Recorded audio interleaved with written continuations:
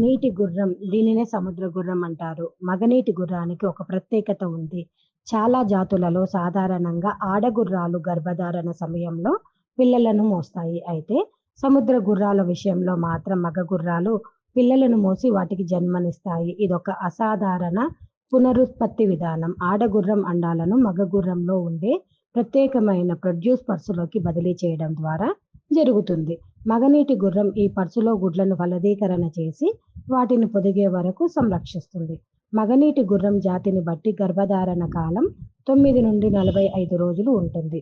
తర్వాత పర్సులో నుంచి చిన్న నీటి గుర్రాలు విడుదలవుతాయి.